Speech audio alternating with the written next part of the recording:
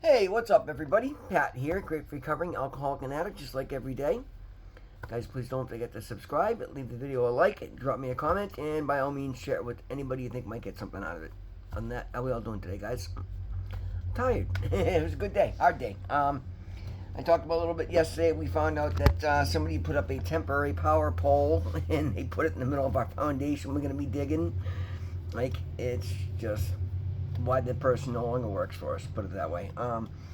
So I was already planning on going over. Somerville's got new requirements. I don't know if you guys have seen where they put 2x4s around a tree and wrap it with orange fencing to protect trees during construction. Now they're stepping it up, and now we actually have to build a house around the tree to protect the tree. You know, it's gonna kill 3 trees to save one. But anyway, I was going over there to build my tree boxes around the prepping the site for digging. I had to move the temporary power pole, so I had to dig a 4-foot hole in the middle of a driveway. It was a hard day, but I got it done, and I made great money doing it. And, met some of the neighbors, met the contractor working next door. Just had a good day. Doing the video early because I have the second edition of my 4-part class tonight at 5 o'clock. I'll be halfway through that when I finish that tonight. I'm excited for that. And edging closer every day, guys. So it wasn't it was a hard day. Like my hip is still a little sore from last week, so swinging the pickaxe was brutal. So I went and got the mini jackhammer and cut the asphalt with that. And, we're just working, like having a good time, just getting things done, making good money. The reading is kind of an important one. It doesn't really segue into my day because it wasn't a particularly fun day. But not every day is going to be. But it's an important reading because it's important to show the newcomers. And again, you just go to a meeting and be yourself. Never go on and put on an act. But always bear in mind that when we go to a meeting, the way that we talk about recovery is either going to push somebody away or entice somebody into recovery. One of the reasons I enjoy my positive attitude, one of the reasons I make it a point to learn everybody's names and just, welcome them and smile and laugh and ask them how they're doing and encourage them because, we've been given the gift of recovery. We've been given, people reach out to us early on. And as we come up in recovery, it is our responsibility to do the same for the newcomer. And that's kind of what we're talking about here today. And the title of the Just for Today NA meditation is Are We Having Fun Yet? And let's go with it. So, are we having fun yet? In time, we can relax and enjoy the atmosphere of recovery.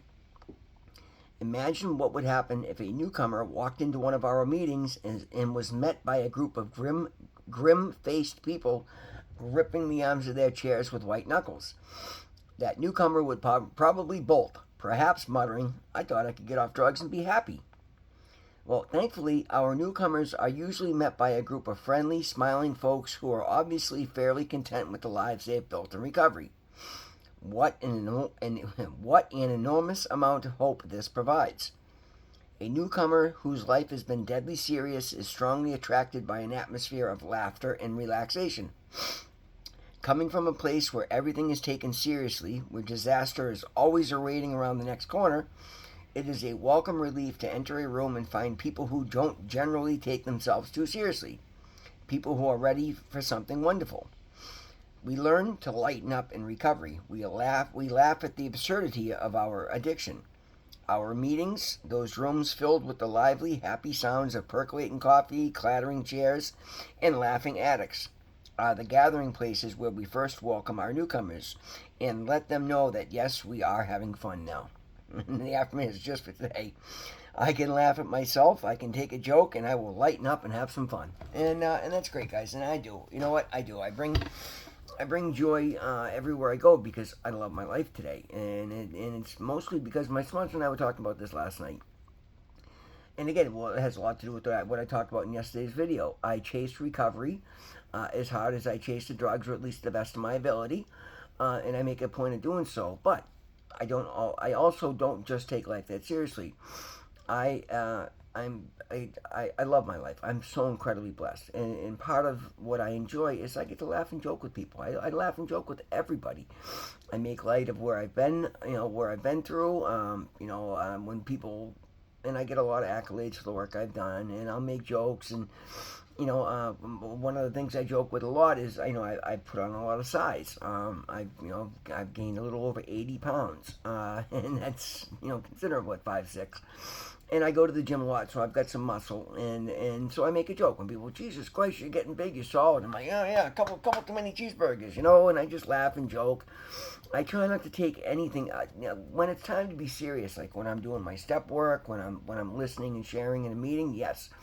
And again, but even then, I bring levity with it. One of the things I love to do is I chair, and one of the reasons everybody loves the energy that I bring, I hear so often, is because I do. I like to laugh and joke with people. I like to smile, and I like to make everything a warm environment. Because we're dealing with a deadly serious topic, but we're also building a life that we want to participate in and enjoy. And again, I've talked about it so many times on the channel. I knew I had to build a life that I loved living, and in order to love my life, it's got to be fun. Like, yeah, there's a lot of hard. I mean, I'm very serious. I'm building a business. I put a lot more energy into that more than probably anything else. Really, I don't have a whole lot of social life at this point, but again, a big part of that is the wreckage that I'm dealing with right now, and I'm going to explain that more as I get it done. I don't want to, jinx myself or put things. I don't believe in jinxing, but again, you don't put the cart before the horse. And as I'm done with this, as I've talked about recently, this is a anchor that has been weighing me down, holding me back for 30 years, and a huge part of that is my freedom to go out and enjoy my life. And again, I'm not waiting for anything to enjoy my life. I'm just saying I'm looking forward to the next chapter, which is something we should always do. Guys, that brings up an important topic. Anytime we're waiting for a situation to make us happy, you're never going to be happy. I've talked about that a billion times in video. So I do. I do things that I enjoy. I make time for the gym. I make time for my recovery meetings because these are the people I love. We have similar things in common. We're fighting a disease of addiction. But we go in, and the first thing that happens when I walk in my meeting as I'm setting up and greeting everybody is hugs and laughs and joking, and that's what newcomers see as they're walking in. They see a group of us just laughing and having a good time and picking on each other and just hugging and enjoying. Like, we bring a very warm environment, and we also take time to welcome everybody that walks in. So nobody walks in and goes and sits in the back of the room and watches us laugh and joke. No, we include them. Hey, what's your name? Where you from? Welcome in. Come on in. I'm Pat. This is so and so. Blah blah blah. Where you from? What's your story? Not what's your story, but you know what I mean. Get to know them. We want everybody, and it's important, guys. Anybody involved in a meeting. This is, again, if you're having a horrible day and you're going there to get something off your chest and get support, then don't fake it. But when you're not going through a situation, bring some levity, bring some friendliness. It's incredibly important, guys. One of the best ways to make amends in our life is to do good going forward. And every one of us in recovery as we put every day together, again, it's a 24-hour program. We only get a daily reprieve, but as you stack more and more of those 24-hour periods, and you get some stability, and you start to get some things going on good in your life, it's important to share that part of the message. The hope. What we're bringing is hope, and there's nothing more powerful than hope. I know that firsthand because I was hopeless for a long time. I actually found a little bit of hope before I found anything else in recovery. Through saying a prayer that night, God sparked something in my heart. It brought a little hope into my life, and that hope was desperately needed to do the hard work that I had ahead of me. And because I did so through prayer and meditation and learning my faith and scientific prayer and just learning to do the right thing, it became fairly easy for me. But that's because of, well, first of all, because I got my joy back. I got my spark for life, my zest for life. And I had it early on. I was incredibly happy when the smallest things went my way. Things other people would consider normal. But I was like, yes! And I said it all the time in my early days. Guys, it's incredibly important to celebrate your wins. That's why we hand out chips for early lengths of recovery, and then you get up over a year, you're waiting 6 months or a year, depending on the program, to get that next one, and that's okay because you've got some stability. And the idea is to focus on the newcomer. The programs are incredible. When you actually take the time to sit back and look at the way that it's laid out, you realize the importance of it all. And you realize really the genius, the magic of the program is a lot of it is it's the way that it's laid out. We give out chips for the first month, 30, 60, 90, and then some a lot of 30, 60, 90, 120, 150, 180, because those are the most important ones. You're weakest at that point. You're going through the most. I know for me, like, I enjoy that I get to focus as much as I can on work today. I still make time for other things, but those first 3 4 months, I was just inundated with classes and IOP meetings and doctor visits and dermatologist visits and dentist appointments, and it was really overwhelming. So it was so nice to go to my recovery to my Friday meeting and walk in and have the support and have my fellows cheering me on, and they knew where I was at. And so I'd like, oh, I got this coming up this week, and boom, I'd walk in Friday and like, hey, how you doing? How did that go? Well, how did like that felt amazing, and that's what we do for the newcomer coming up behind us. So I make sure I do that. I pay attention to people's stories, so that when they come back the following week, if they got something they're concerned about, I ask them, because nothing makes somebody feel more seen and heard than when they walk in the following week and you remembered what they were going through and you ask them how they made out with it. Hey, how did your interview go? How did your doctor's appointment go? How did your visit with your kids go? How did this go?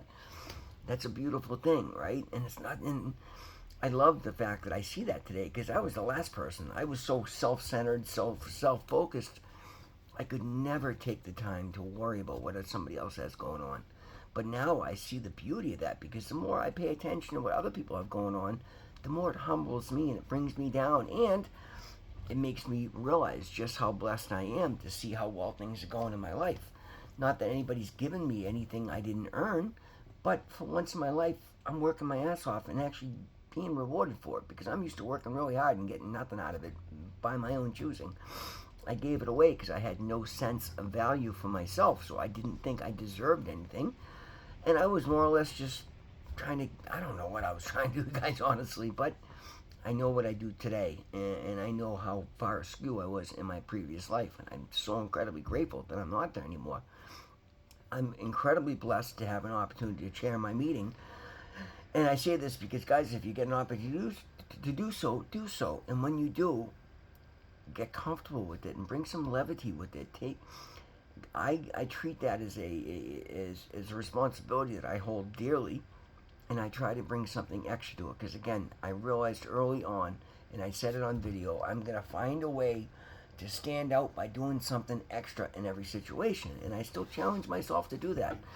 And what I found, guys, is rather than all these people out there trying to cut people's throats and step on people's toes and manipulate their way to the top, I've sat back and just done the right thing, and done extra work and not cut corners and been fair and give people better prices, and built an empire doing so. And I'm making more money and saving more money than anybody I know.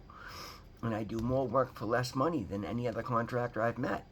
I'm proving that doing things the right way will pay off in the long run. And never mind, they're paying off in the short run too. Because I give God credit, and I stay aligned with God, and I keep God in my life on an hourly basis, or a minute by minute basis, a daily basis. I start every day in prayer, and just talk to God about my day. God, help me be the best version of myself. Help me be the person you called me to be. Please let me have knowledge of your will for me, and give me the power to carry that out.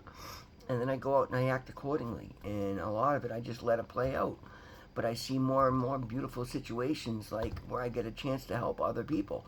Never mind the fact that I get better, I get stronger, my stamina gets better, I get more efficient, I get faster at work.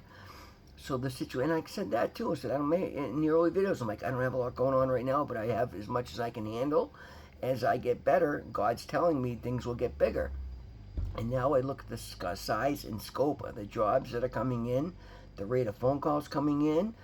If I tried to handle the workload I'm doing now, a year ago or 16 months ago, I would have been over my head and I would have flopped.